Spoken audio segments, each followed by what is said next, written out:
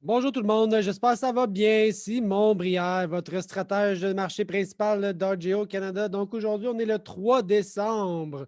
On va regarder deux choses, les exportations américaines, on est jeudi, et ensuite de ça, on va aller chez nous et on va parler de nos cultures locales parce qu'on est chez nous.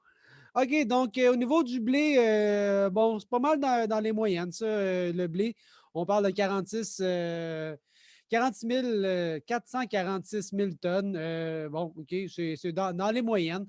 Au niveau du maïs, c'est remonté un peu quand même, mais ça l'a redescendu par rapport là, aux grosses semaines, aux gros boosts d'exportation. On est un peu à la baisse par rapport à justement ces gros chiffres-là, mais c'est somme toute très, très bon. On parle de quasiment 1,4 million de tonnes.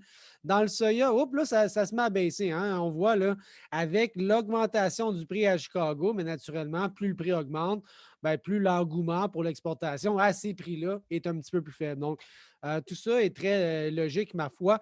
Et c'est un bas, OK? Donc, c'est un bas pour la saison. OK? On était parti très, très fort et là, c'est le plus faible exportation qu'on a connu depuis le début de l'année de commercialisation du 1er septembre. OK? Donc, on parle de à peine 400 000 tonnes. À peine. Bon, ce n'est pas des petites affaires, mais quand on parle, quand on avait 3 millions de tonnes il n'y a pas longtemps, puis on est rendu à 400 000, c'est ça que je veux dire.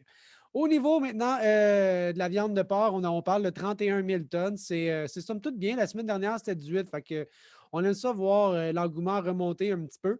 Mais on est quand même à l'intérieur là, du range des dernières années. OK? Et là, on est chez nous.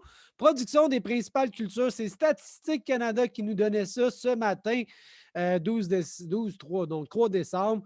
Et c'est des chiffres qui datent de novembre. Donc, le temps des publiés, des rangs 1, puis blablabla. Voilà. Donc, novembre, publié en décembre.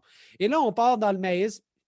Je dirais, c'est un peu ce qu'on s'attendait, je dirais, là, avec comment on a vu la fin de l'été se dessiner. On parlait, là, je vais faire la différence entre le mois de juillet et le mois de novembre. Donc, la dernière évaluation de rendement puis de production à cet été versus où on est pas mal actuellement. Donc, cet été, on pensait qu'on allait avoir un très bon rendement de maïs, puis finalement, là est bien différent. On n'est pas à 10,2 tonnes à l'hectare, on est plus à 9,1. Donc, un petit peu une déception, qui fait en termes de production, ce qu'on pensait avoir à 3,7 millions de tonnes est beaucoup plus de 3,3. Donc, c'est quand même un trou, OK, de près de 400 000 tonnes de moins qu'on pensait avoir cet été versus maintenant. Donc, beaucoup moins de maïs au Québec qu'initialement anticipé.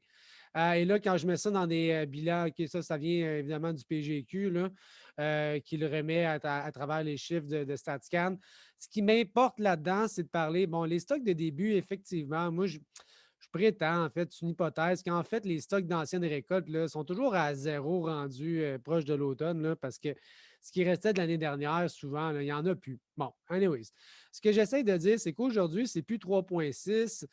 Ça va être aux alentours de bon, 3,2, 3,3. Et là, ça va être comme nos cultures qu'on a chez nous vont être à peine suffisantes pour notre élevage, consommation industrielle, ce qui fait que tout le secteur de l'exportation qui est super hot en ce moment, bien, naturellement, tout ce qui sort va faire en sorte qu'on va avoir besoin d'en rentrer plus tard dans l'année pour les meuneries. OK? Donc, le fait d'avoir des récoltes beaucoup plus faibles, mais quand on en sort, ça peut causer des pénuries éventuellement plus tard dans l'année. OK? On va voir comment ça va se dessiner.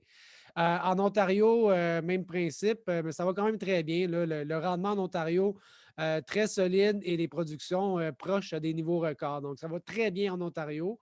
Au niveau du soya, maintenant, on s'en sort quand même très bien entre l'évaluation de juillet à novembre. Donc, ça finit pour l'automne à 3,25. On parle de tonnes à l'hectare et ça fait une production sensiblement similaire à nos attentes. OK? Donc, on avait quasiment 1,2, 1,19 à 1,15. Bon, moi, je trouve ça relativement similaire en termes de production. Et donc, voilà. Donc, c'est pas une mauvaise année de soya au Québec. OK?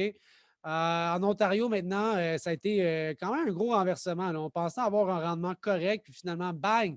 Super bon rendement en Ontario. Les cultures, même si on en soumis un petit peu moins, Et le soya est quand même abondant en Ontario. Donc, Ontario versus Québec, quand même, deux sons de cloche un peu différents. Dans le blé, ben là, ça a été quand même un désastre. Là, on le savait. Je dis désastre, il faut quand même prendre un grain de sel, là, mais quand même, je veux dire, les moyennes, là, on est vraiment loin des moyennes. On a un rendement beaucoup plus faible cette année. Ce qui fait que, alors qu'on pensait avoir une grosse production cette année, parce que les superficies avaient augmenté, ben, finalement, on n'a pas de tant plus de blé. Fait que le blé au Québec est beaucoup plus rare. Si on en essaie d'en acheter, je pense que ça se ressent un peu dans le marché que le blé, on pensait d'en avoir beaucoup. Puis finalement, c'est quasiment 125 000 tonnes de moins qu'on pensait avoir il y a 3 mois. Au polaille. Et puis, ben, pour l'Ontario, c'est un très bon rendement pour le blé et des cultures qui sont assez aussi abondantes. Donc, voilà, pour résumer, maïs, Québec, un petit peu plus serré les stocks pour cette année. Le soya, ça va bien, puis le blé ben, est un petit peu plus rare malgré les semis qui ont été très, très abondants, mais le rendement n'était pas là pantoute cette année dans le blé au Québec. Alors voilà les coordonnées pour me rejoindre sur les questions. Ça me ferait plaisir. À bientôt. Bye.